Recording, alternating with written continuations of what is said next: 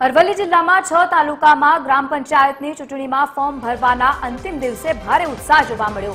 મોડાસા તાલુકામાં બાયલ ગ્રામ પંચાયત 1983માં અલગ થયા બાદ પ્રથમ વખતે સમરસ થઈ છે, જેમાં મનીષાબેન વાળંદને મહિલા સરપંચ તરીકે બિનહરીફ ચૂંટ્યા હતા અને બીજી તરફ ઢાંકરોલ ગામમાં કારગિલ બેન તરીકે ઓળખાતા નિવૃત્ત આર્મી જવાન લક્ષ્મણભાઈ પરમારના પત્ની સરપંચ તરીકે બિનહરીફ ચૂંટાતા પરિવાર અને સમર્થકોમાં ખુશીનો માહોલ જોવા મળ્યો। કારગિલમાં ફરજ બજાવનાર લક્ષ્મણભાઈ ક્રિકેટર મહેન્દ્રસિંહ ધોની સાથે 27 દિવસ સુધી સાથે હતા। જિલ્લામાં 216 ગ્રામ પંચાયતમાંથી વધુમાં વધુ પંચાયત સમરસ થાય તે દિશામાં છેલ્લા પ્રયાસો છેલ્લા સમય સુધી થઈ રહ્યા છે।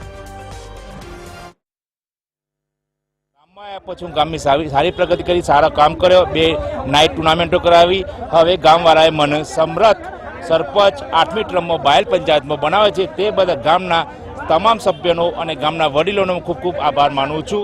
ઘણા પ્રશ્નો પણ ગામના છે, ગટર, પાણી, લાઇટ જે પણ છે, ગામજનોના ઉત્સાહથી એક આ પહેલીવાર સમરસ કરવામાં આવ્યું છે અને ગામના દરેક ગ્રામજનોને એક વિશ્વાસ છે કે જે અમારા વિકાસના કાર્યો જે અધૂરા છૂટેલા છે એ આ વર્ષે આ 5 વર્ષની ટર્મમાં પૂરા થશે એવો ગ્રામજનોનો અતૂટ વિશ્વાસ છે અને અતૂટ વિશ્વાસમાં ઉમેદવાર ખરા ઉતરશે એવો પણ અમને આશા છે। કેટલા વર્ષો પછી આ ગામમાં સમરસ આ સમરસ અમારા ગામમાં પહેલી જ વાર થઈ રહી છે અને ગ્રામજનોના સહકારથી થઈ છે અને ગ્રામજનોના ઉત્સાહથી।